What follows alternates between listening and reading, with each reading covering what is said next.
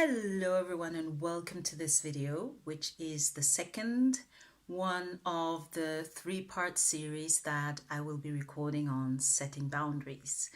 And the first video, I talked about the importance of knowing thyself, the person for whom you are going to be setting the boundaries, and knowing them really well, becoming the person who best knows you and the person who you know best. And in order to be then able to create the boundaries, but also in general, a lifestyle that is aligned to who you are, aligned to your needs, to your values, to your limits. And so in this video, I would like to go further. So if you watch the first video, you will know that there was a small task that I left you with, which was to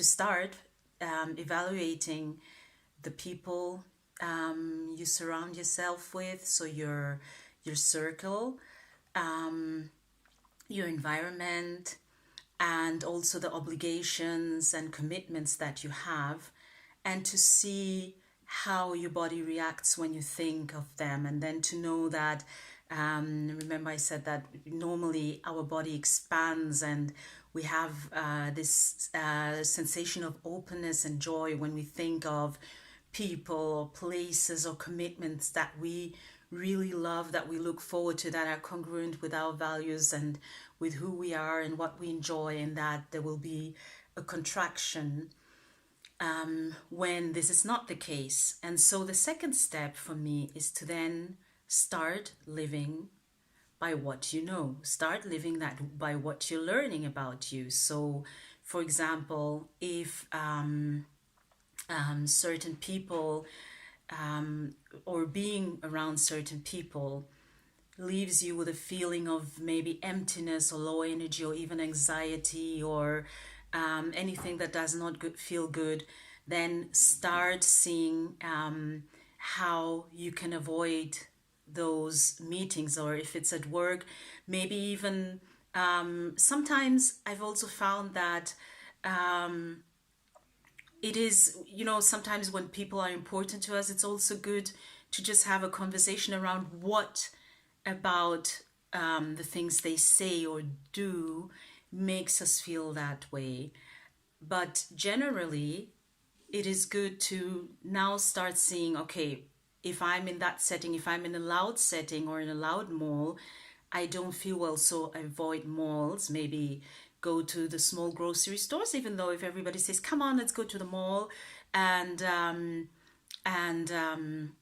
just spend the day there, and just saying, okay, I prefer if we could go to a more quiet setting, for example, or even when it's about watching movies or the news. For example, in my case, I stopped watching the news when it's close to bedtime, because I realized that usually, and that's what happens a lot with HSPs, right?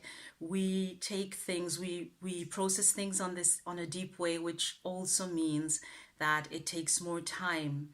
And our thoughts, for example, if you see horrible pictures of tragic things that happen in about war or accidents, it usually you think of the victims, you think of their families, you think of so many things, and it will take longer to process. So I've just decided that after 8 p.m. I won't, and if before, perfect.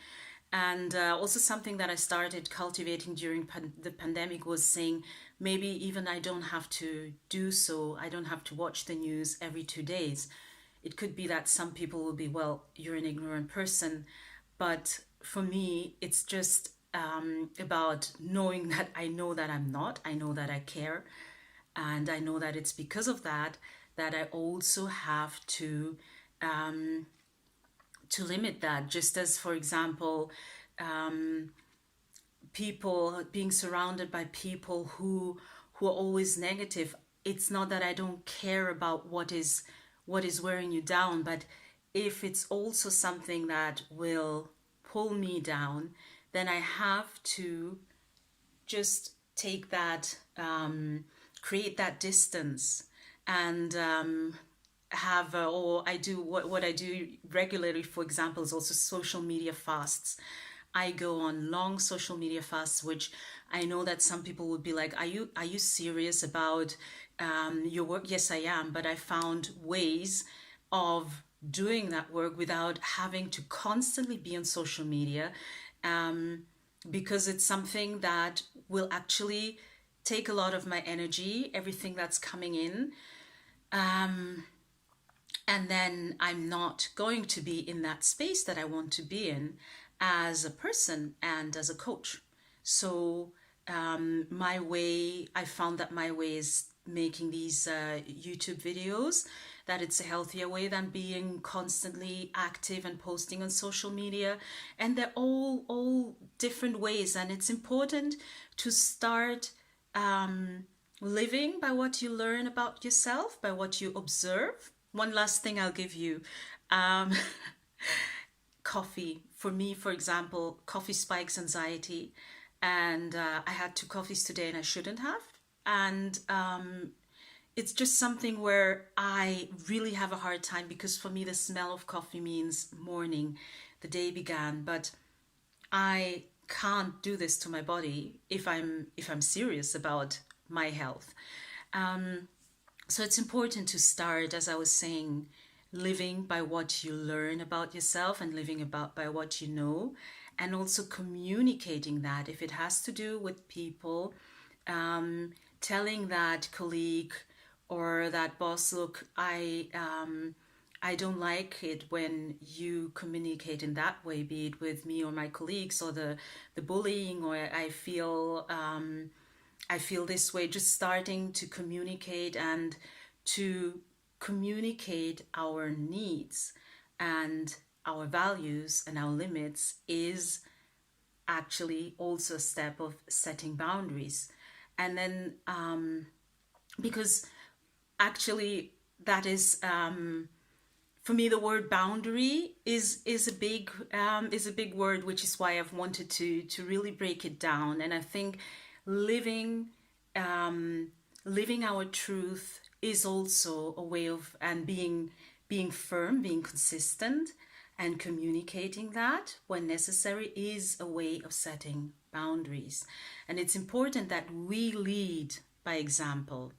And for this, I would like to read the quote, a quote that I really love by the author and psychologist Dr. Phil McGraw, and you may be familiar with it. You teach people how to treat you by what you allow, what you stop, and what you reinforce. You and I teach people how to treat us. It's something that hasn't been easy for me, or it's still difficult, because as an HSP, I want to also be like, so I'd love to accommodate the other people's requests and needs and mine, and sometimes it's just not possible, sometimes out of time, but even out of values, or clash of needs and values. But it's important to keep in mind that we have to lead by example. How often have I caught myself in the thought, how can they ask me to do this? They should know that I need to rest and I'm tired. No, I need to say, I need to rest. I can't do this. For example, when I was working, when I was studying, I would also do teaching and translating work, and sometimes people would be like, I need it ASAP. And now I know that the word ASAP just, I need time. I need time to think about something. If you propose something, I need time to see if to do good work. So I'm not the person to come to for express things. And sometimes I would be like, how can they not know that this is not how we do things? Well, probably, or maybe because there are people who will be like, okay, I'll do it. Or it's just probably there's a need of me saying, look, this is behind the work that you're asking of me. This is the time I need, and this is how my schedule looks right now. So it is true that we as HSPs think a lot for others, and we are usually the ones that will ask, do you want me to close the window? Are you cold? Is it okay for you if? But remember the minority thing, 30% HSP, 70% not HSP. And I think that it's important to also keep in mind that some people who are not as sensitive are also not as sensitive for the needs, for your needs or the needs of others. So it is important to now to live it and to lead by being the example of how we want people to treat us. Thank you very much, and I hope to see you back in the next video.